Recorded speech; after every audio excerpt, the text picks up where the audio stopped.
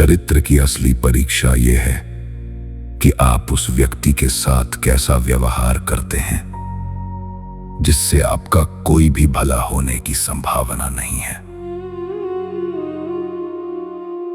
एक समाज सच्चाई से जितना दूर होता जाता है, वह सच बोलने वालों से उतनी ही अधिक नफरत करेगा।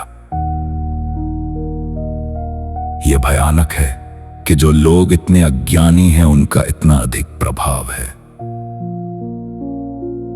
लोगों को नष्ट करने का सबसे प्रभावी तरीका उनके अपने इतिहास की समझ को नकारना और मिटा देना है।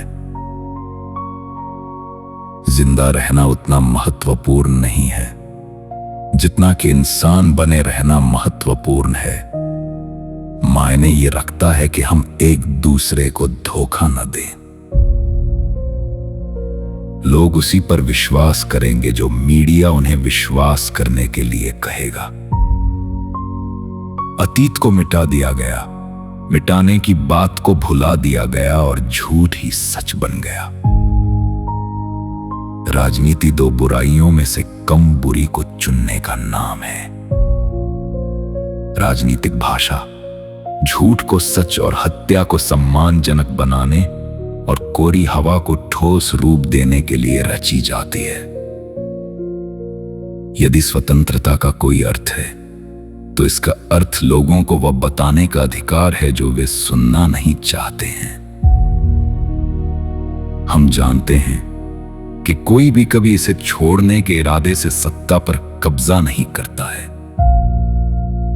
हर पीढ़ी खुद को अपने से पहले वाली पीढ़ी से अधिक बुद्धिमान और अपने बाद आने वाली पीढ़ी से अधिक समझदार मानती है। किसी विदेशी देश के खिलाफ युद्ध तभी होता है जब पैसे वाले वर्गों को लगता है कि उन्हें इससे फायदा होने वाला है। आप सच्चाई को चाहे जितना भी नकारें, सच्चाई का अस्तित्व बना रहता है। सत्तावादी दृष्टिकोण से इतिहास सीखने की बजाय गढ़ी जाने वाली चीज है। यदि आप भविष्य का एक दृश्य देखना चाहते हैं, तो एक भारी जूते की कल्पना करें जो मानव चेहरे को कुचल रहा है हमेशा के लिए। युद्ध का सारा प्रचार, सारा चीखना चिल्लाना, झूठ और नफरत हमेशा उन लोगों की तरफ से आती है जो खुद लड़ नहीं रहे होते हैं। हर युग में सभी शासकों ने अपने अनुयायियों पर दुनिया का एक झूठा नजरिया थोपने की कोशिश की है। प्रेस की स्वतंत्रता का यदि कोई अर्थ है, तो उसका अर्थ है आलोचना करने और विरोध करने की स्वतंत्रता।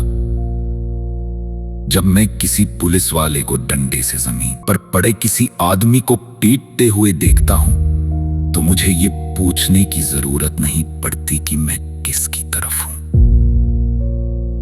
किसी को ईश्वर और मनुष्य के बीच चयन करना ही होगा, और सभी कट्टरपंथियों और प्रगतिशीलों ने सबसे सौम्य उदारवादी से लेकर सबसे चरम अराजकतावादी तक वास्तव में मनुष्य को ही चुना है।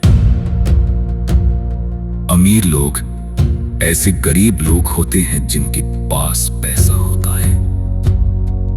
आतंकवाद का उद्देश्य आतंकवाद है, उत्पीड़न का उद्देश्य उत्पीड़न है, यातना का उद्देश्य यातना है, हत्या का उद्देश्य हत्या है, सत्ता का उद्देश्य सत्ता है। क्या अब तुम मुझे समझना शुरू कर रहे हो? पौधा अंधा होता है, लेकिन वो इतना जानता है कि उसे प्रकाश की ओर ऊपर की तरफ बढ़ते रहना है, और वो अंतहीन निराशाओं के बावजूद ऐसा करना जारी रखेगा। $10 लाख कमाने का तरीका एक धर्म शुरू करना है। वास्तविकता मानव मस्तिष्क में मौजूद है और कहीं नहीं। किसी भी विचारशील व्यक्ति के लिए हमारे जैसे समाज में रहते हुए उसे बदलने की इच्छा न करना संभव नहीं है।